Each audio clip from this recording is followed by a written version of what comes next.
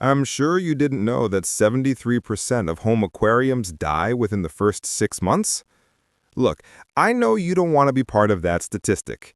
Maybe you're just starting out in aquarium keeping, or maybe you've already experienced the frustration of watching your fish die without understanding why.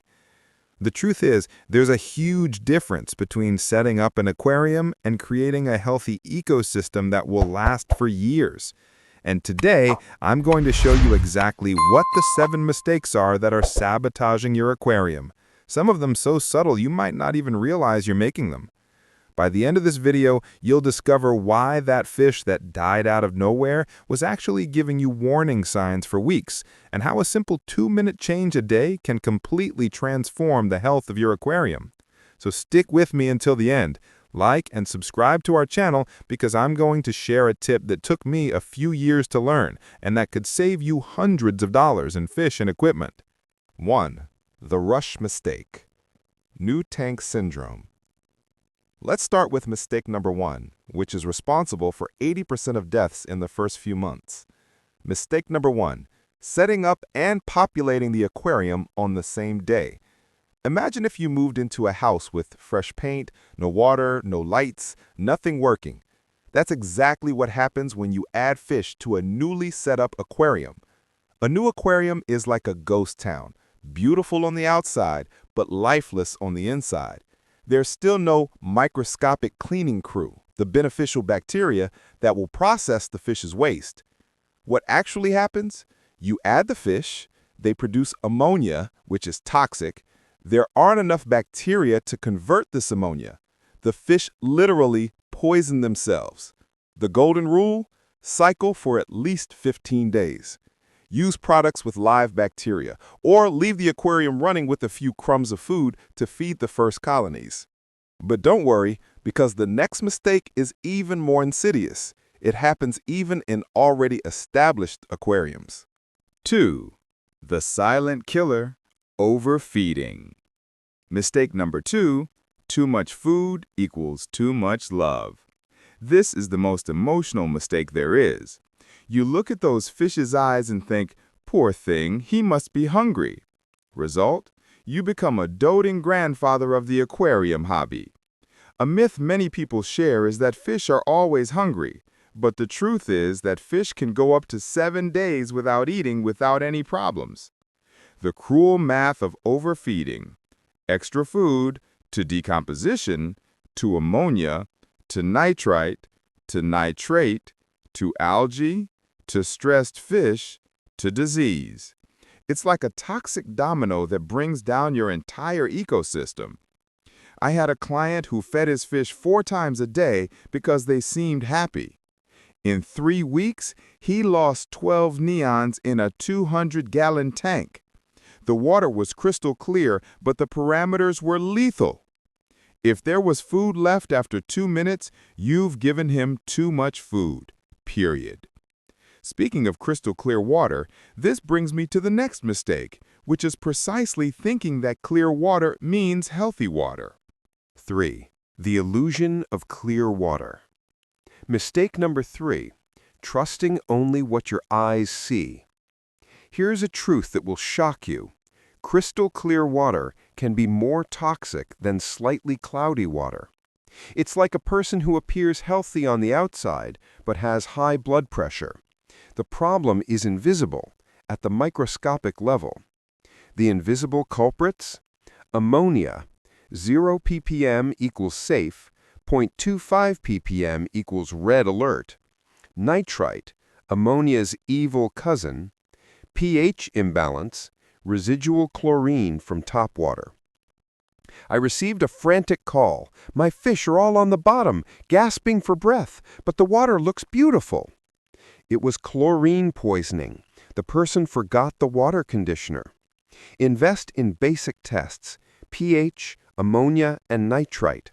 They cost less than 3 fish and can save your entire aquarium. But there's an even more basic mistake that 90% of people make when cleaning. 4. The cleaning that kills. Mistake number 4. Washing everything until it's new. If you've ever washed your filter with tap water until it's squeaky clean, you've committed bacterial genocide. Imagine you're the mayor of a city and decide to clean up by evicting all the residents responsible for garbage collection. What happens? Total chaos. The microscopic inhabitants you kill, nitrifying bacteria, convert ammonia to nitrite. Oxidizing bacteria, convert nitrite to nitrate. Microorganisms that maintain balance. I'll teach you the right way. I advise you to always use water from the aquarium itself to wash filter media. Never change all the media at the same time. Soap and detergent equals certain death for biofilm. A working dirty filter is 1,000 times better than a lifeless clean filter. 5. Dangerous mixture. Incompatibility. Mistake number 5. Mixed salad aquarium. Ah, what a beautiful scene! An Oscar swimming alongside some colorful neon lights. But do you know what you've really created? A restaurant with a living menu for the Oscar. It's like putting a lion, a gazelle, and a rabbit in the same yard and expecting them to become friends. It won't end well. When we talk about compatibility, 3 factors need to be taken seriously: size, temperature, and behavior. First, size. In the fish world, the rule is simple. If it fits in its mouth, it's food. A larger predatory fish won't think twice about swallowing a smaller one, even if it seems nice. Then temperature. Mixing tropical fish, which thrive between 78 degrees Fahrenheit and 82 degrees Fahrenheit, or 26 degrees Celsius to 28 degrees Celsius, with cold water fish, which prefer 64 degrees Fahrenheit to 72 degrees Fahrenheit, or 18 degrees Celsius to 22 degrees Celsius, is like putting an Eskimo and a Bedouin in the same room and expecting both to be comfortable. And finally, behavior. Territorialists with community fish, nocturnal with diurnal.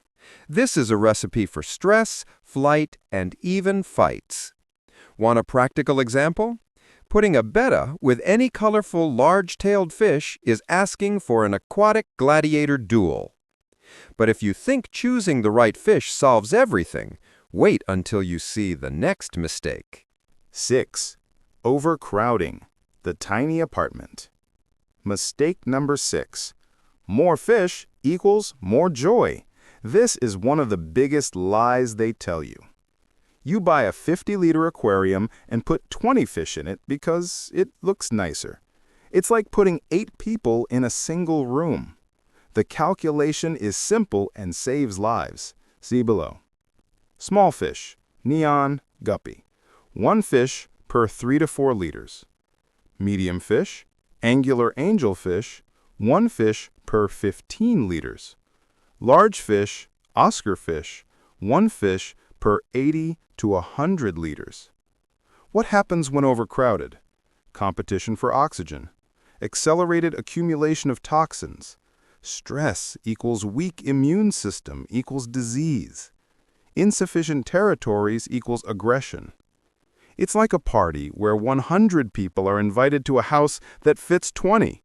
Everyone gets stressed, fights for space, and in the end, no one has any fun. Fewer healthy fish are infinitely better than many sick fish. 7. Remember that sudden changes are a fatal shock. Mistake number 7. Wanting to solve everything at once. You notice that the pH in your aquarium is high and think, I'll correct it from 8.0 to 6.5 right now. Or you realize that temperature has risen too high and decide to add ice water to bring it down quickly. It seems like the right thing to do, right? But in reality, this could be killing your fish through overindulgence in good intentions. It's like giving too much insulin to a diabetic. The intention is good, but the impact can be fatal. In aquariums, sudden changes are dangerous, even when the problem is real. There are safe limits that must be respected. The pH variation should not exceed 0.2 points per day. The temperature can drop or rise by a maximum of 2 degrees per hour, and water changes should be a maximum of 30% at a time, unless you're dealing with an emergency. The aquarium is a living system, and stability always trumps haste. As much as the urge to fix everything at once might be strong, the right path is the most gradual one. That's the golden rule. Be gradual. Always beat the radical one.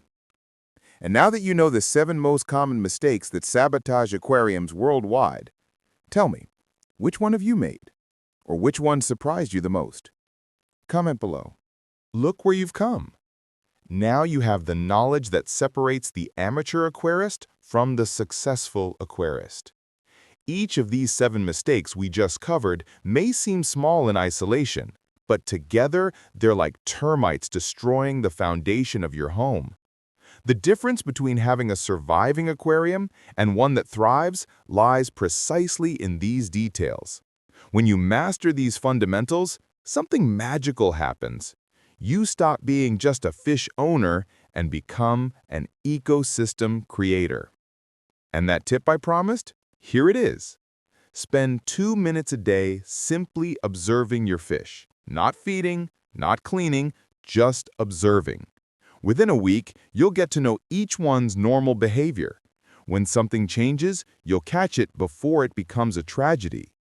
Imagine waking up in the morning and seeing your fish swimming actively, vibrantly colored, in crystal clear, healthy water. Imagine having guests over and hearing, "Wow, what a beautiful aquarium. How do you manage to keep it like that?" This is the transformation that awaits you when you avoid these 7 fatal mistakes. If this video changed your perspective on aquarium keeping, leave a like to help more people discover this information.